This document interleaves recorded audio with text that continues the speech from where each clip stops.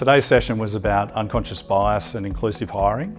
We obviously had a large proportion of the leadership group here at North Melbourne attending and listening. We're really excited to be partnering with Robert Half and particularly to be able to use the partnership to help us enhance our recruitment practices.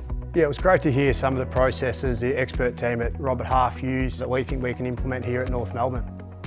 So I think it's given us some really great tools to reevaluate our approach and perhaps consider diversity from a more broader lens. I see Robert Half as really different to a lot of our competitors and primarily because I'm very passionate, as are members of my team, about helping people make the right decision.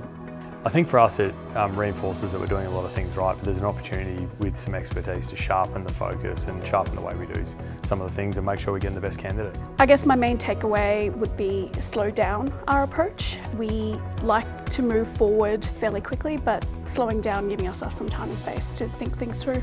So today's session will really help us with the work that we're doing in the DEI space, particularly around identifying our unconscious bias in the recruitment phase and making sure we have more inclusive hiring practices.